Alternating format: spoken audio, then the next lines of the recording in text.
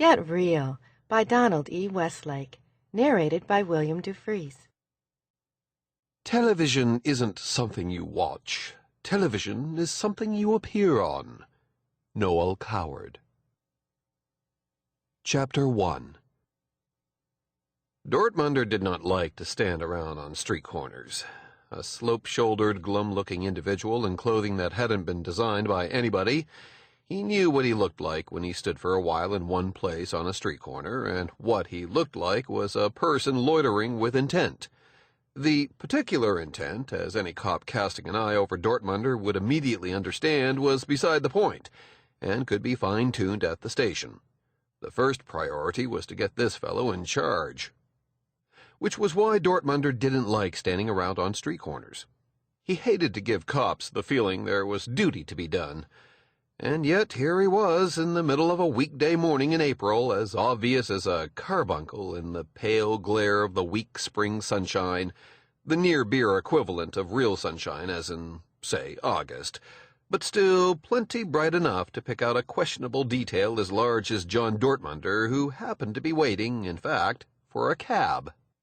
But not just any cab. The cab he wanted to see before he became a known loiterer would be driven by Stan Murch's mom, Stan being a fellow with whom Dortmunder had engaged in for-profit activities from time to time in the past. Murch's specialty was driving. When it became necessary to leave a location at speed, Stan was your man, and his mom drove a cab. So that was probably an argument for nurture. Earlier this morning, Stan had phoned Dortmunder to say, "My mom had an interesting fare yesterday. She wants to tell us about it." "What do you mean? An anecdote?" "No, I think something interesting for us." So they were making a meet, except it hadn't happened yet. Amid the coughing buses and snarling delivery vans of Madison Avenue, the occasional empty cab did go by, cheerful rooftop light gleaming its invitation, some even pausing fractionally to see if Dortmunder felt like hailing anything, but none of them was piloted by Murch's mom, so he let them pass. But then one did arrive with Murch's mom herself glaring out from behind the steering wheel. It angled to a stop at Dortmunder's feet, and he quickly took shelter in the back, already occupied by Stan, a carroty-haired guy with a skeptical slant to his brow. "Hiya," Dortmunder told him, and to the driver's reflection in the rearview mirror, "Morning." "It is," she agreed. "Hold on, let me get over to 8th Avenue. Dortmunder nodded. "That's where we're going?" "I need a traffic jam," she explained, "so I can talk without distraction." "Oh, okay." As Murch's mom headed across 37th Street toward her traffic jam, Dortmunder said to Stan, "How we doing?" "I don't think we are doing," Stan told him. "I think we come to a stop. The last time I looked at my wallet, we're growing mushrooms in there." "Does your mother's anecdote have a cash crop in it?" "I hope so. Mom wanted to wait and tell us both together." "So you don't know what the story is here?" "Nope. Mom wanted to wait and tell us both together." Since the conversation had deteriorated to a loop, Dortmunder abandoned it and looked out his window instead at the thin sunlight out there, until Murch's mom made the right turn onto 8th Avenue and sank contentedly into the perpetual blockage there, a traffic snarl well into its second century, running, or not running, from below Penn Station up to above the Port Authority bus terminal. "Now," Mom said, half turning in the seat, back against the door, one negligent hand on the steering wheel, "we can talk." "Good," Dortmunder said. "Yesterday I had a fare." "So Stan tells me." "Coming in from Kennedy," she said. "You know, when you pick up a fare at Kennedy, you don't throw the flag. It's just a flat rate." "Says so on the back of your seat here." "That's right. So there's no point you do anything but the shortest, quickest route. Not that any of them are short and quick." "Right." "So we were in a mess on the Grand Central," she said. "Kind of like this here. Hold on." And she moved the cab 2 car lengths forward toward the next light. Then, "So the guy and I get into a conversation. He's a TV guy. They do productions in New York. I started to tell him about Stan here." Stan said, "Hello? You started telling him what about me?" "I'm looking to see," his mother told him. "Could he get you a job?" "In TV? "What am I going to do, sports?" "Whatever." his mother said. Face it, Stanley, your previous occupation is coming to an end. Stan frowned at her profile. How do you work that out? Cameras, his mom said, and pointed at one mounted on a nearby pole. Security, ID, tracking, records of everything, global positioning, radio chips. It's harder for people like you and John every day, and you know it is. It is time, Stanley, you underwent a career change. Dormunder said, It isn't that bad. Oh, it's all right for you, she told him. You go on doing what you're doing, because what else have you got? But Stanley's possessed of an actual marketable skill. Said Dortmunder. Stan said, Which skill is that? Driving, she said. Keeping your wits about you. Anyway, the point is, I like this guy, Doug Fairkeep his name is. So I gave him a little more of your background than I originally planned. Uh-oh, Stan said. It's okay, she promised him. Turns out what he is, he's a producer of those reality shows, you know the deal. And when he figured out what sort of driver you are and your kind of associates and all that, he got very interested. Oh, did he? Stan said. He did. He wants to do a reality show of you guys. Dormunder said, That's the shows where they follow real people around while they do real things. Kinda real. That's right, she said. Hold on. And she burrowed the cab forward all the way across the intersection, at the same time shifting one lane to the left. Dormunder waited till that maneuver was complete, then said, What does he want to follow us around while we're doing a job? They both looked at her as though she'd lost her mind. Dortmunder said, He wants to make a movie of us committing a crime? A TV show. Where's it going to play? Court TV? He's got some ideas, she said. How you could do it and not have anything fall on you. He wants to talk it over with you. Drawing a business card from her shirt pocket, she extended it toward Stan, saying, Use your cell. Give him a call. When you're committing a felony, Dortmunder pointed out, the idea is you don't want witnesses. What you want is privacy. And you especially don't want the entire television-watching population of America for a witness. Stan, who had taken the card from his mother's fingers to study it, said, Well, John, the guy does look legitimate. Of course he's legitimate, Dortmunder said. We're the ones that aren't. Well, I'm over here anyway, Murch's mom said. I might as well pick up a fare at the Port of Authority. Unless you want me to deliver you two somewhere, only I'd have to throw the flag. I still got a living to make. Dortmunder and Stan looked at one another. Weather like this, Dortmunder muttered. I like to walk. Me too, Stan said. Well, we're stopped anyway, Murch's mom observed, so you might as well get out. I got my Port of Authority right over there. Fine, Stan said. See you later, Mom.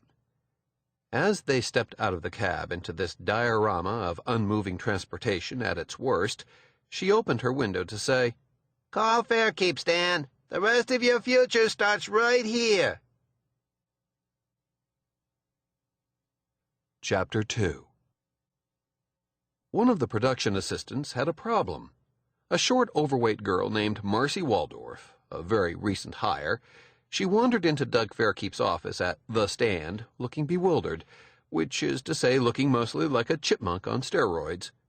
She held some script pages in her hand and waved them vaguely as she said, Doug, I'm sorry, but this just looks to me like writing. Marcy, Doug said, turning his attention with some relief from the budget for next week's shoot. What have you got there? The script I've been writing, Doug, she said, and held it out to him as though he had never seen a script before. And it's just... I'm sorry, Doug, this is writing. That is not writing, Marcy, Doug assured her, being patient and kind. This was not the first time he'd explained the facts of life to a newbie. Those are suggestions. Marcy now held the pages out in front of herself with both hands, as though she intended to sing them, but intoned instead, Grace, why don't we display the strawberries right next to the melons? Maybe then some people will buy both. Harry, that's a good idea, worth a try anyway. Very realistic, Doug said, approving. Very nice, totally on message. Looking over the pages at Doug, she said, That's writing. "It is not writing, Marcy," Doug said, "for 2 reasons. In the first place, The Stand is a reality show. The camera's catching real life on the fly, not a scripted show with actors. The Finches aren't actors, Marcy. They are an actual family struggling to run an actual farmstead on an actual farm on an actual secondary road in upstate New York." "But," Marcy objected, "they're saying the words we write, down here in the production assistance room, Josh and Edna and me." "The Finches often," Doug allowed, "follow our suggestions, that's true. But, Marcy, even if they followed your suggestions 100% of the time, you still wouldn't be a writer." "Why not?"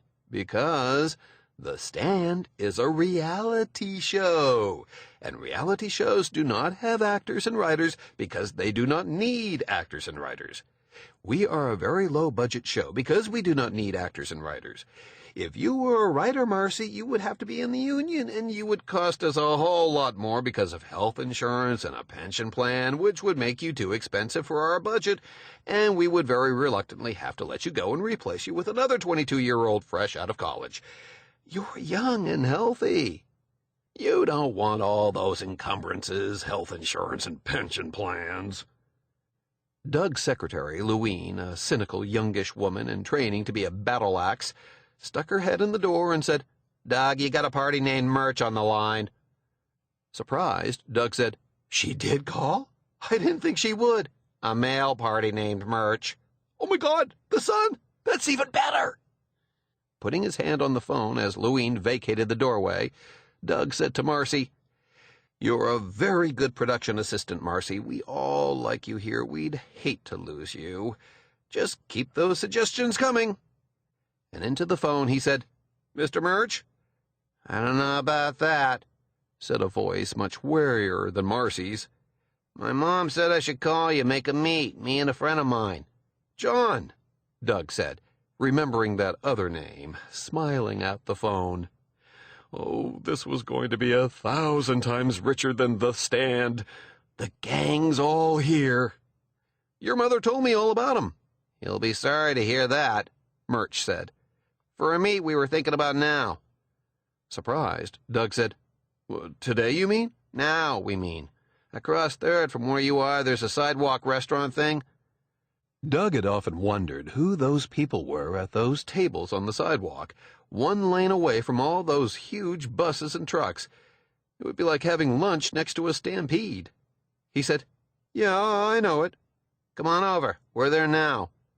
Oh, of course. That faint noise behind Murch's voice was traffic. Doug said, "Well, if you're there anyway, why not come up to the office? It's a lot more comfortable." "We're already settled in down here. Come on down."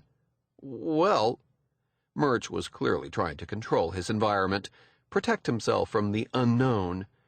Didn't he know there was no self-protection? Apparently not. "Okay," Doug said. "How will I know you?" "We'll know you," Murch said, which sounded ominous and broke the connection before Doug could say anything more. "All right, let's work this out." He called, "Louine," and when she appeared in the doorway, he said, "Get me Marcy." She smirked, just slightly. "Your standards are slipping," she said, and vacated the doorway. Rising, Doug shrugged into the soft suede jacket he wore to the office at this time of year, then took a moment to wire himself, with a radio microphone in his shirt pocket and its receiver in a pocket of the car coat. As he finished, Marcy appeared in the doorway, now looking like a frightened steroidal chipmunk, meaning she expected